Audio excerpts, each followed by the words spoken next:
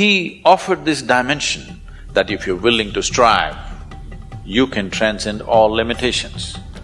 Whatever the limits nature has set for us, every one of those things can be crossed if only you're willing to strive. So, here we are.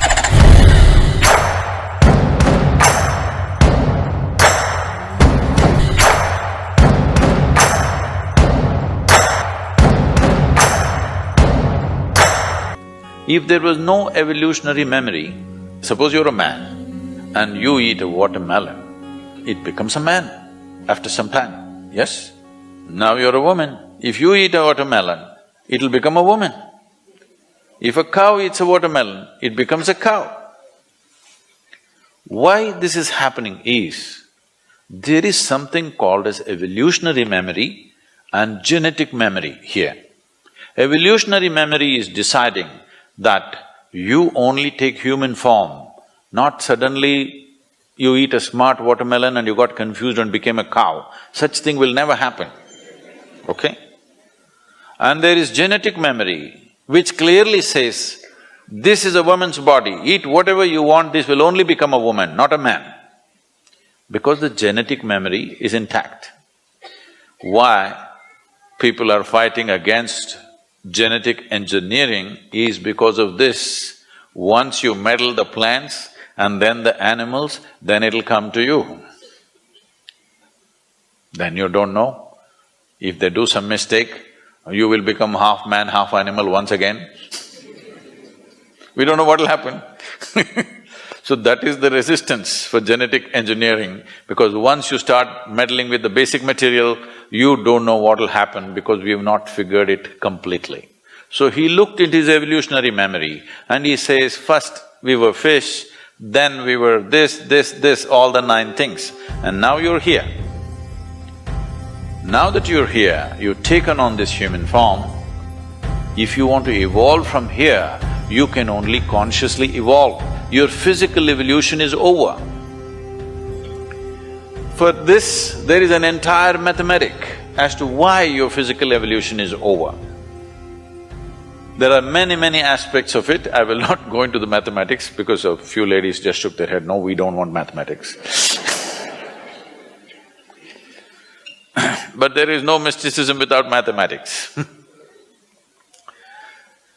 To put it very simply, the nature of who you are right now is a consequence, a complex amalgamation of memory, of variety of memories that you have.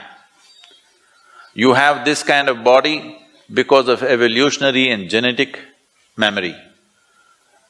You like this, you dislike that because of various levels of unconscious, subconscious, karmic and other types of memory. You have no control over it, what you like and what you dislike most of the time. You will have to strive hard to rise above that. Because memory is determining everything about you. So, when we say evolution, in a way we are talking about the play of memory and the building of experience and growing into various levels. So he is saying if you're willing to strive, you can transcend everything that limits you. Only thing is, your physical body is not designed to change anymore, because with this solar system, he even mentions this, unless there is some significant change in the solar system, you cannot evolve physically. They naturally asked, you have grasped so much but our brains are struggling, can we grow this a little bit? He said no, in a different way, but today modern neuroscientists are saying this. Your brain consumes 20% of the energy generated in this body. Though it is only this much, I'm sorry, am I showing too small? Okay. Though it is only this much and it is lightweight because mostly it's air. In spite of that, it consumes 20% of the energy generated in your body. The rest of the body, so much, consumes remaining 80%. So if you want to increase your intelligence, whatever, If you increase the size of the brain, the amount of power needed for that, body cannot provide. So you cannot increase the size of your brain. Another way of making this happen is, you can pack more neurons into the same size.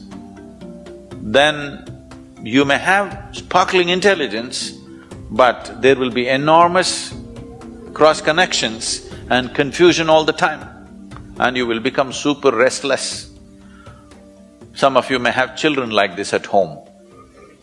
They're super restless, they're intelligent, but they're all over the place because too many neurons are packed in their brain.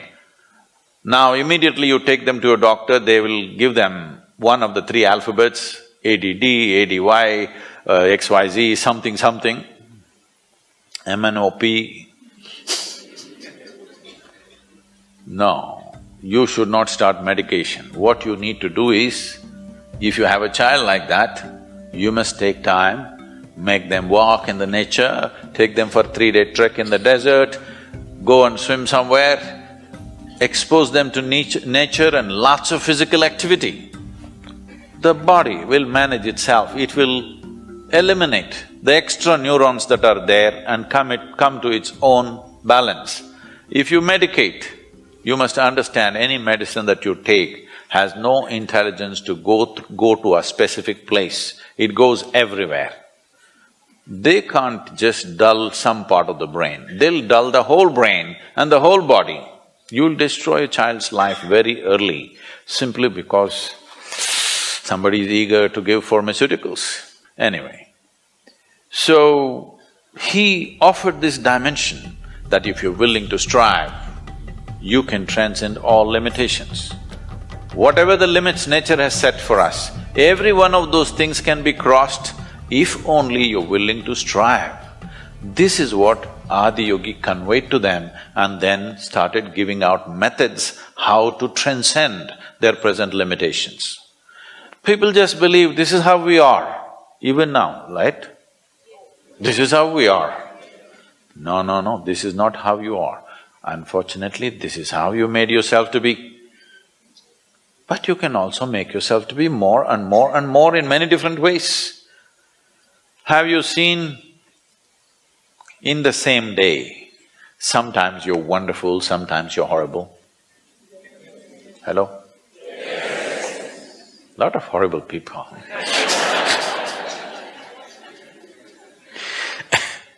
So I'm saying, you always think it happened to you. No, no.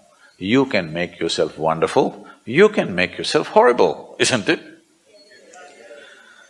So you can be in limitations, you can be beyond limitations. So for the first time he brought this to humanity, and then he spoke about how every creature on this planet has evolved beyond its own limitations with striving over a period of time. Or in other words, he propounded the theory of evolution 15,000 years ago. आकाश की गहराइयों में एक नदी से बह रहे